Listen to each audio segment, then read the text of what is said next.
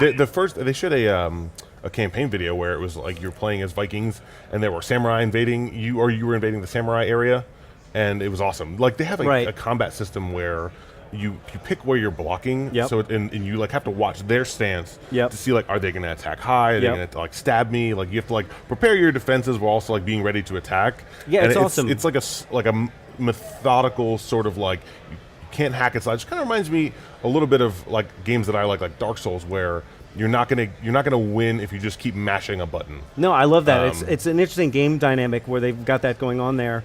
And there's a mean lady in the trailer. Which mean lady? What is her name?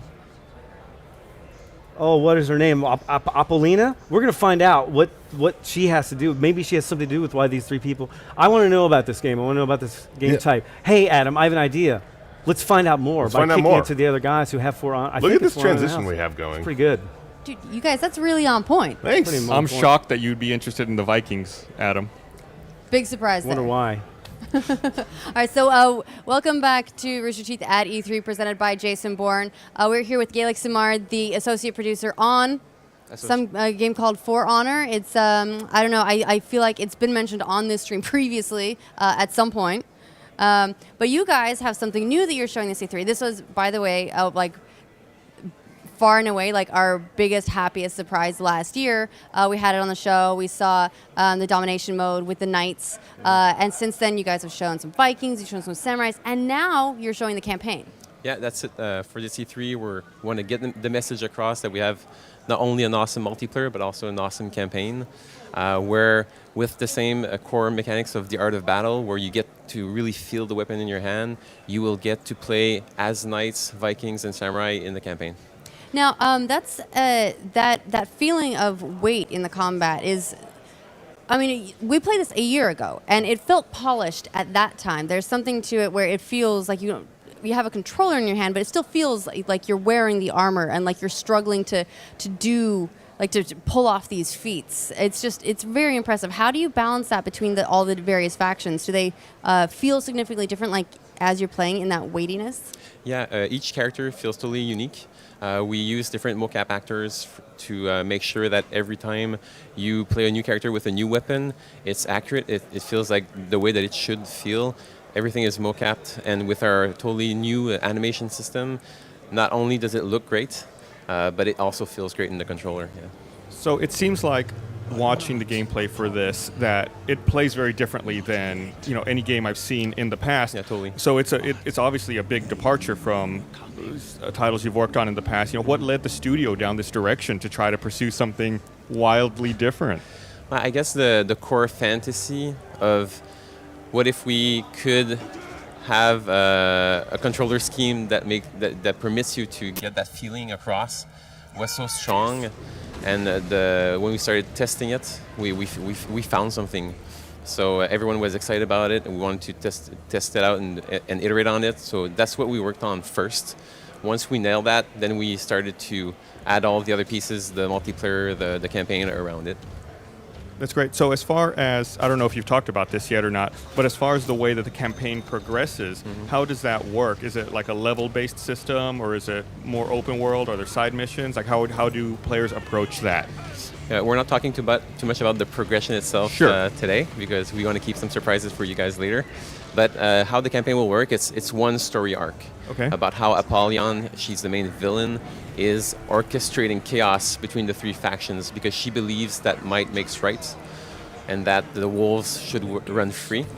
So she's making sure that at a time where maybe the three factions could have settled for peace, it won't happen, as you saw in our trailer. So in the campaign, to get the whole story, you will play as the three factions. So first as the Warden, where you will join the Blackstone Legion, then as a raider, where you will go raid into the samurai lands, the Mire, and then as a samurai, which I won't spoil you. Yeah, the trailer you all showed off during the conference, which we're watching right now, was absolutely amazing. I didn't think you could show anything better than the showing you had last year, and then you came out with this, and it just totally blew me away. Like watching the way that the combat works is great. Can you tell us maybe about how the co-op is going to work in the game? Yeah, well, what I can say is that we will have co-op. The whole campaign is playable co-op, split screen, and online.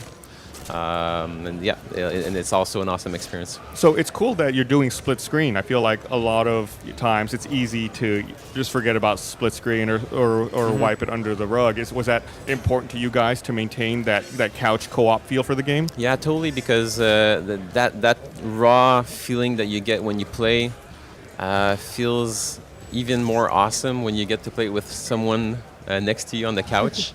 So yeah, it felt like just a logical choice to have that feature in our game. Yeah, we appreciate that, man. It doesn't seem like there are enough games that are still doing split screen co-op, and it's just one of the most wonderful features. You do have a campaign for each of the various factions. How linear are those campaigns versus like how much open exploration is there of the world that you're in?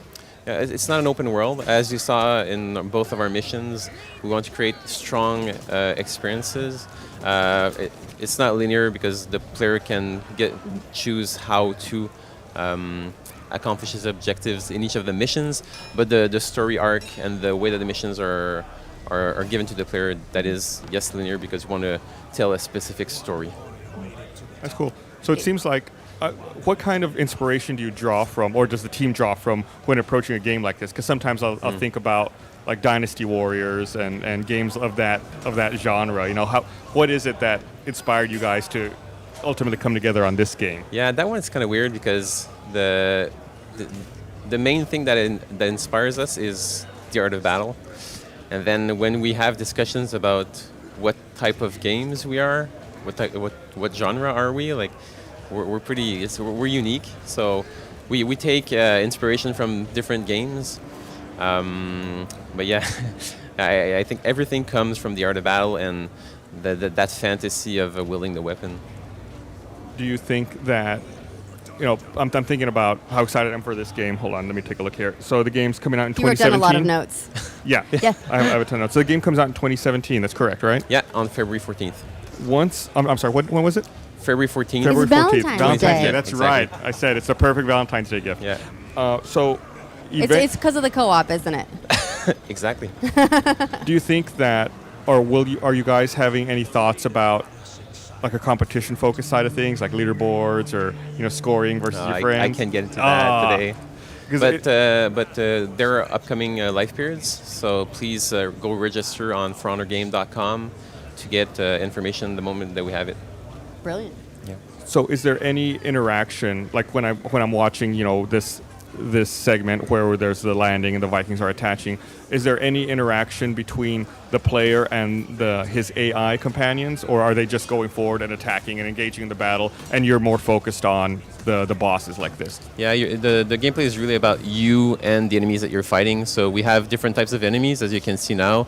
There are soldiers, where it's not the fantasy of dueling, it's more the fantasy of being an awesome warrior in a big battlefield. And then we have our heroes against which you fight, and then you fall into the art of battle. Sometimes you can have 2 or 3 fighting against you, so you need to manage where you need to block and attack and create like your strategy.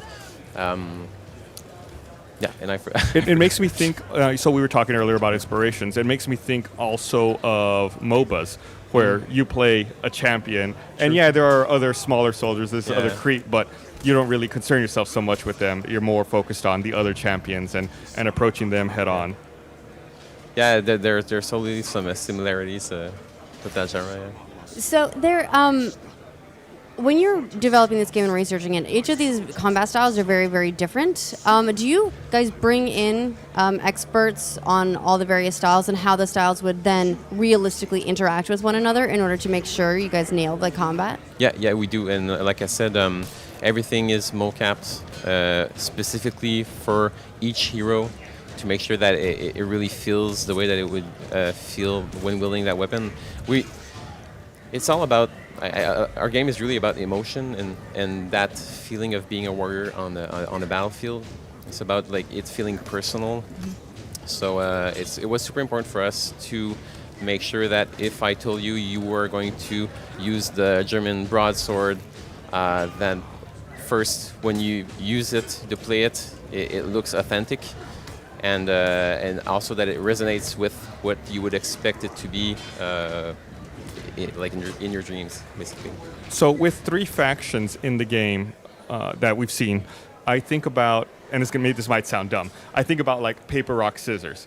Do some factions have advantages over other ones and weaknesses? Like, is there any kind of play like that, or is it really just kind of head on? It's a good question. Actually, the factions are more like a wrapper that also taps into what we feel are human philosophies, I would say. Like Vikings are usually cater to people who think that they should be free. So, and when we thought about all the different fighters that exist in the world, we felt like that these 3 factions were like the ones that could encompass any of the fighters in the world that has existed. And I forgot the question. Sorry. Do certain factions have strengths and weaknesses against each other? Right. So, but we're just thinking about how Vikings want to be free, and I was thinking about how Adam wants to be free. Adam, do you want to be free? Too bad. Sit there. So each hero is unique, and yes, we've put each hero in one of the factions, but there's no gameplay element specifically linked to the fact of you being in a specific faction. What are the qualities that you associate with the other factions? So, of course, you said like the Vikings want to be free, and that encapsulates a certain style versus I assume that the samurais and, of course, the knights have very sort of disciplines and different approaches both to their missions and their combat. Yeah, the samurai are more about mastery, I would say, and knights more about discipline, order. So that's more like for the intrinsic feel for the player. But gameplay-wise, we do some stuff, but we really focus more on the weapon than those values for the fighters. Do the fighters have any alternate weapons, or is it really what we've seen? Are there, like, for example, any projectiles or even alternate melee weapons? Well, no, it's mainly just the weapon that they have, but we do have feats, which are power-ups, and sometimes you could, for example, you use a small projectile in a specific way, but it's more like a consumable, so so you always keep the main weapon that you have. So you're telling me I'm not going to cart around my own catapult? Sorry? I'm not going to be able to cart around my own catapult. No. It's a shame. I always figured those were carry-on. That would have to be like a Viking class of some kind. Like put a catapult on your back and go storm a beach. Just take it along. Like, why not? You never know when you're going to need a catapult. So are there? So obviously, when we're watching this trailer, we see this huge set piece, a kind of beach invasion from one faction to another. Do you? What other? How can I phrase this? I know there's certain things you can't answer, but what other big moments can we expect? Are there other different types of invasions we can expect to see in the campaign? Well, for sure, we want to fulfill those fantasies of battlefields. So you can imagine that we've thought about, when I talk about medieval battles, what are the types of experience that you would expect? So we've thought about it. So that's all I can say. So I'll let you imagine what it could be. But every mission will be unique and give the player a whole new experience with its own special surprises, I could say. So backing up to the story just a little bit, for those who you mentioned the campaign and the story details a little bit earlier, but are you able to go into a little bit more detail for those who aren't familiar with the sort of backstory about how the different factions all are able to come together this time? Yeah, so I will tell you that story. For sure, the trailer also helps. But basically what happens is that 1,000 years ago, the 3 factions existed. It was a golden age. They were fighting, but everything was going pretty well for them. And then the cataclysm happened. No one knows why or how long it lasted. But then after that, all 3 factions fell into a dark age and became almost tribe-like. They lost their knowledge. They needed to fight over resources. So, and over the years, that fighting has evolved, and they've forgotten why they're fighting up until today, where at a time where maybe they could have had peace, Apollyon makes sure that doesn't happen.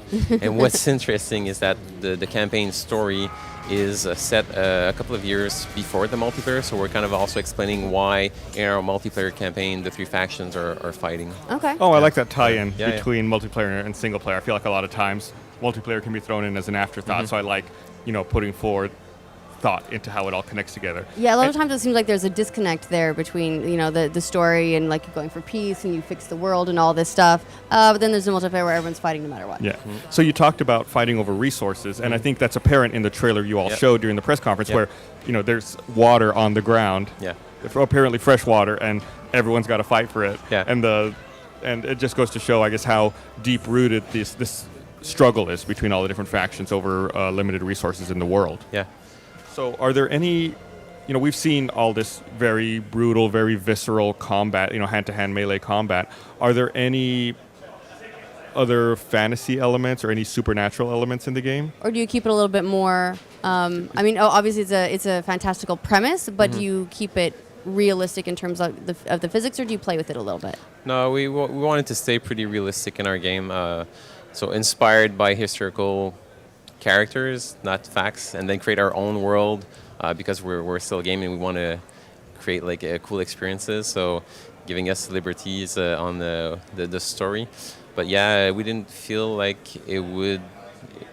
that was for us being like fantastical for the game. Or when you're approaching levels, and I think about like the gameplay, and obviously what we've seen so far is, you know, the beach landing, storming a stronghold. Are there other types of encounters that aren't just storming a stronghold? Is it maybe stuff that's like one-on-one combat? Yeah, totally. We want to create like different rhythm, different experiences. Like it just so happened that the missions that we chose are the first mission of the game, because it's the tutorial, and since it's a whole new controller scheme, people need to be able to learn how to use it, and that's where the magic happens. Also, like when people start to figure out like how to use Art of Battle, they get super excited.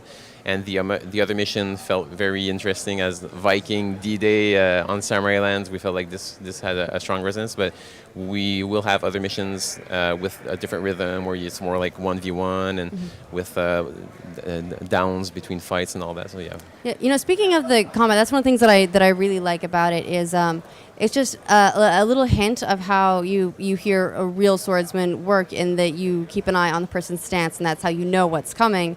And really same with this, where you can tell if they're going to be attacking high or if they're going to be attacking left or right. How precise is the tweaking on that system? Because it works fantastic, but I imagine it's a lot of focus goes into making sure that's just right. I don't know the exact details, frankly, but what I do know is that we work very hard to make it work for PvP and the single player, and to make everything connect and feel perfect. Great. So if people want to keep up with the game and get information from you guys, do you all have like a Twitter account, a website people can visit? Yeah, the website is forhonorgame.com. Please register for upcoming live periods. Our release date is February 14th next year, and we're coming out on PS4, Xbox One, and PC. Cool. We're super excited for the game. Thank you so much for taking the time to join us. Thanks for having me. And if people want, they can subscribe to The Know on our YouTube channel, and as information comes out, we'll be sure to keep everyone updated. And for now, I believe we're going to throw back over to Joel and Adam. Go Vikings. Thank you, guys. For Honor. Is it Gaelic? Is it pronounced Gaelic? Gaelic. Now, Gaelic, you work at Ubisoft Montreal, yes? Yeah, that's... Now, we've talked about this. There's a lot of things coming out of Ubisoft Montreal. Now, do you work in the same building as the Watch Dogs guys? Yes, I do. Are they jerks? I'll tell you after. Are they jerks? Or they mean you guys? Do you guys work in so you all work in the same building? Yeah, it's a pretty big building. Actually, we have multiple buildings. There are 3 in one section. And yep. So is there anything that you want to tell us about Watch Dogs 2 that they won't tell us? Like, do you know anything? Like, No. That building has every game in the world coming out of it. Yeah. Do you guys secretly like hate each other? No. The feeling's awesome. It's like one big family. Okay. Yeah. Are all your games set in the same universe? No. But they're all set in the same building, in Montreal, in Canada. Apparently. Okay, I just had to know. We're going to get answers. See, we're going to work like when they're in here, we're going to ask them questions about you. That's really stuck in this theory that all their games are tied into one place. You got to know, right? All right. Well, that was For Honor. That's awesome. Thank you, sir. Thank you, guys. That's going to be a lot of fun.